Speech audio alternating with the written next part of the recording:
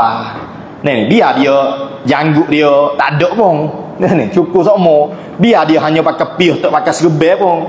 Ni biar dia hanya pakai baju t-shirt pun tak ada masalah. Ni ia penting agama dia tu orang beragama apabila akidahnya betul, ibadatnya memenuhi rukun dan syarat, hati dia bersih daripada sifat tercela. Maka itulah orang yang beragama. Itulah tok lebah yang sebenar. Gitu. Maka benda ni, agama ni kena berjalan di dalam kehidupan kita pada setiap saat. Bukan hanya pada bulan Ramadan. Nah, cuma pada bulan Ramadan digalak ke kita memperbanyak ke amal. Tapi agama wajib berjalan pada setiap saat walaupun di luar bulan Ramadan. Nah, jadi dimaksud ke agama tu apa? 3 perkara tu tadi. Nah, kena ada di dalam kehidupan kita pada setiap saat. Nak ada 3 perkara tu, kukuk mana pun jalan dia hanya dengan jalan ngaji. Kena jalan menuntut ilmu. Nah, sebab itulah menuntut ilmu tu jadi wajib ke atas kita. Nah, jadi kalau kata kita nak muhasabah, nah, pada bulan selepas daripada Ramadan, apa yang kita nak muhasabah? Kalau kita tengok di dalam bulan Ramadan, orang-orang menggandakan ibadat, menggandakan ibadat, dan kebanyakan ibadat yang kita gandakan tu ialah ibadat yang sunat-sunat. Kita bersedekah sunat, kita semaya tarawih pada waktu malam ya sunat. Sini lapis sini mazhab lapis sini. Kau ada kat 20? Tak ada, memang direct lapis. Itu mazhab orang malah nama dia. Jadi terawihnya ialah ibadat sunat, lapis ke 20 ke sunat terawih tu. Sedekahnya sunat. Ada tadarus sini, ada tadarus. Tadarus pun sunat. Apa lagi? Iktikaf di masjid, sepatutnya lepas subuh tu kelik selalu, tiba-tiba boleh puasa tak kelik dia. Pukul 10, pukul 11 baru dia kelik. Semaya duha tak rajin semaya duha, kabar-kabar bulan Ramadan semaya duha. Apa? Menggandakan ibadat. Ya kebanyakan ibadat yang dia gandakan tu ialah ibadat-ibadat yang sunat-sunat. Ialah tak ada masalah lah. Memang bulan Ramadan tu kita disuruh menggandakan ibadat. Tapi kita kena tahu antara ibadat wajib dengan ibadat sunat tidak ada perbincangan dah. Kalau bertembung ibadat wajib dengan ibadat sunat, maka ibadat wajib kena didahulukan walaupun kita terpaksa tinggal ibadat sunat. Gitu. Tapi boleh puasa ke orang semangat buat ibadat yang sunat ke. Boleh kalau terawih tu pakak akak anak bini, mari ke masjid.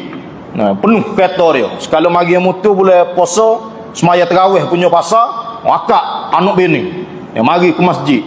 Bukan masjid dekat rumah noh, stadium noh, pergi. Masjid Muhammadi noh pergi. Rela pergi akak anak bini. Apa? Semaya terawih punya pasal. Sedekah ya jelas semaya terawih tu sunat.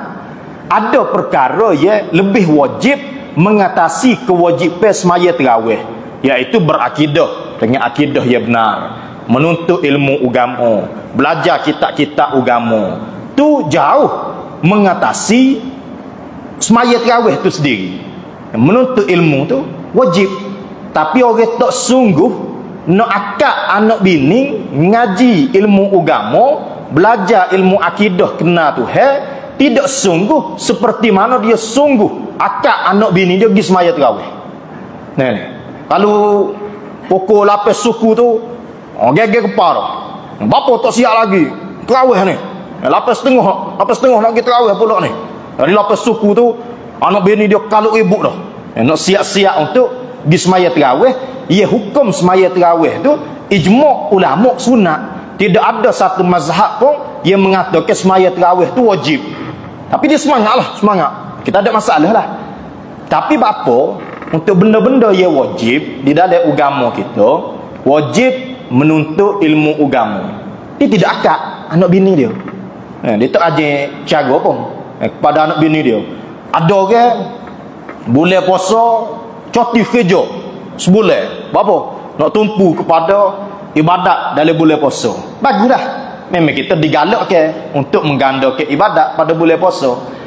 Tapi bapa di luar daripada bulan puasa untuk benda-benda yang wajib, menuntut ilmu agama, belajar ilmu akidah, belajar bab semaya, belajar sifat-sifat hati, belajar kitab-kitab ulama. Hak tu hak wajib tu. Dia tak boleh nak cuti pula. Sibuk semacam. Tak ada nak ngaji kerja. Tapi boleh puasa dia boleh cuti untuk semaya tarawih. Nah, pelik tu. Dia boleh cuti untuk iktikaf dalam masjid. Nah, dia boleh pula kelik awal apa nak iktikaf dalam masjid. Ya, iktikaf tu hukumnya sunat. Tapi untuk belajar ilmu agama ya wajib, tiba-tiba tak ada. Kerana ada kerja tu, ada kerja ni. Ni pelik ni. Cara beragama ya sangat pelik. Antara dua perkara wajib dengan perkara sunat, mestilah kita mendahulu ke perkara yang wajib. Mana ada kita meninggal ke perkara yang wajib kerana nak buat perkara sunat. Tu ngaruk gitu. Tu bukan agama yang sebenar gitu. Seorang ni kabar-kabar tidur pukul 10 pagi, subuh tak maya. Bangun-bangun pukul 10 dah. Dia pun mandi-mandi, gosok-gosok gigi, tukar baju, ambil semaya tukar baju. Tiba-tiba akad takbir semaya duha.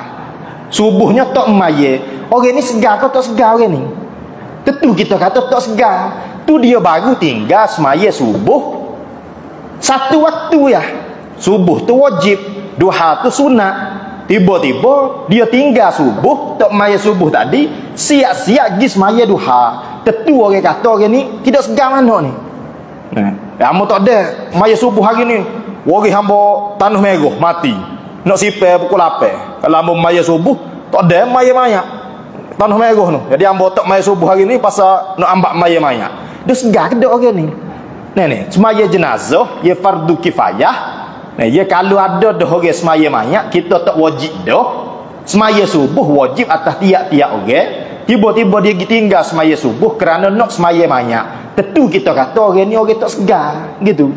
Orang yang tak betul jalan, orang yang tidak faham agama. Tentu gitu.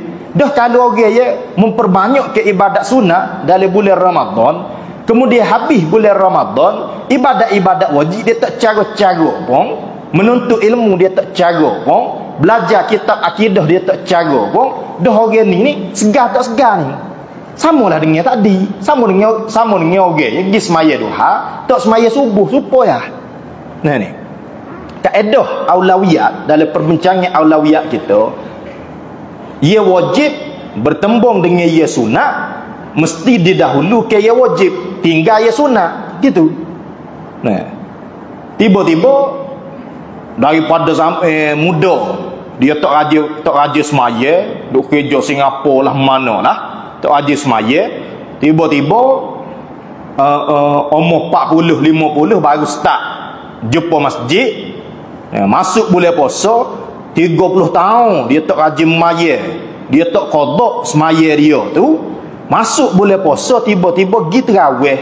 Sedangkan semaya qada tu wajib dengan ijma' ulama. Dengan kesepakatan keempat-empat mazhab wajib diqada semaya yang dia tinggal. Apatah lagi jika dia tinggal semaya tu dengan sengaja. Kalau dia tinggal dengan sengaja, dia wajib qada, dan dia wajib qada tu segera. Fauran, wajib qada tu segera. Kalau dia melambat ke qada, dia berdosa yang lain pula. Gitu kan? Tarawih ijma' ulama hukumnya sunat. Bapa dia boleh pergi semaya tarawih, ya sunat, tapi dia rela tak qada semaya. Ni. Sedangkan kewajipan qada sepakat 4 mazhab. Gitu kan? Ataupun kalau kita kata 3 mazhab, ya wajib qada, Hanafi, Maliki, Syafi'i. Mazhab Hambali memang ada satu pendapat dalam mazhab Hambali tak wajib qada semaya, kerana di sisi mazhab Hambali orang yang tinggal semaya jatuh kafir. Ni 3 mazhab tinggal semaya kerana malah tak kafir, cuma dosa dia kena qada semula. Mazhab Hambali tinggal semaya kerana malah jadi kafir. Bila jadi kafir memang tak kena qada lah, sebab dia kafir dah. Tu mazhab Hambali. Ni dia kena ngucap semula. Ni. Jadi kalau orang kata tarawih setahun sekali ya qada bila-bila boleh, orang ni sahih tak reti ilmu fiqh